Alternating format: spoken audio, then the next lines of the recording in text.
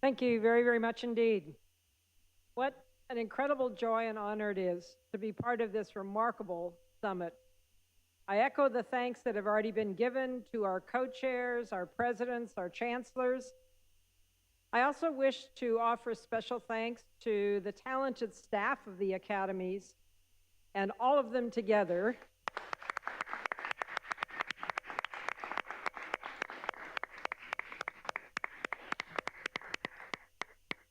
to all of them for their vision, their humanity, their wisdom, and their humility. My name is Jane Lubchenco. I am a member of the Pontifical Academy of Sciences. I'm also a distinguished professor at Oregon State University. I have the pleasure of also serving as Deputy Director for Climate and Environment in the White House Office of Science and Technology Policy. But like the Chief Justice, I want to make a point of telling you that although I do work in the White House, I do not speak for the White House in my role today. I am here in my personal capacity. My co-chair, Orhan Gustafsson, has participated for the last 2.5 days, but he had to depart. You'll remember he gave a talk, a very lovely talk on methane in day one. I plan to do very brief opening remarks, and then we'll go into our program with our speakers.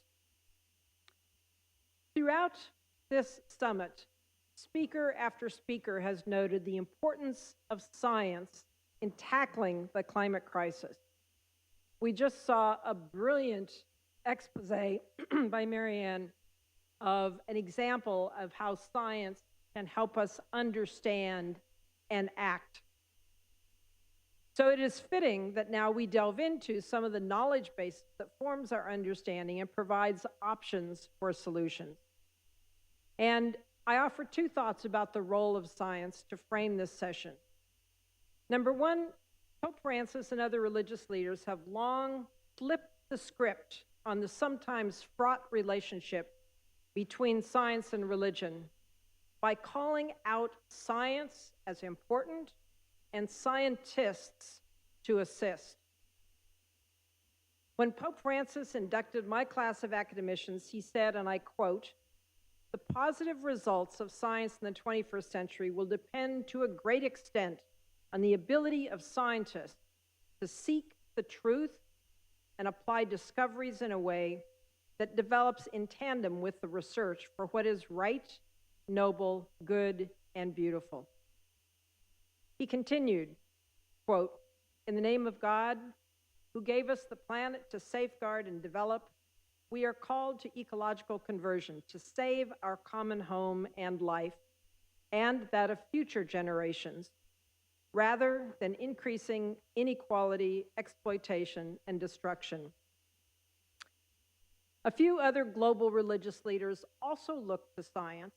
The Ecumenical Patriarch of the Orthodox Church, Bartholomew I, said in opening the first Religion, Science, and Environment Symposium that he convened, this was in 1995, he said, quote, "Religion needs science to save itself from fantasy." Religion needs science to save itself from fantasy, but science needs religion to provide the energy to create a new world. Really interesting formulation. Yes, indeed, indeed. Indeed, Pope Francis and Ecumenical Patriarch Bartholomew have elevated climate change, loss of biodiversity, and inequity and inequality as the integrated moral crises of our time. Second framing thought for this session is that as we focus on the role of science, I urge us to also embrace indigenous knowledge as a parallel way of knowing that enriches our understanding and enhances our ability to achieve resilience of ecosystems, people, and the planet. And I draw your attention to the recent PAS-PASS workshop on Indigenous peoples' knowledge and the sciences, and to the guidance that was issued by the White House in 2022, directing all the federal agencies to consider indigenous knowledge as they make their decisions.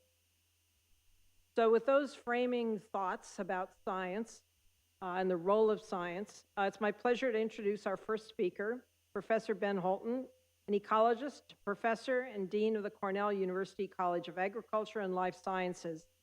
He's also a close colleague and collaborator of my son, so I take special pleasure in having him in this session. Ben, over to you.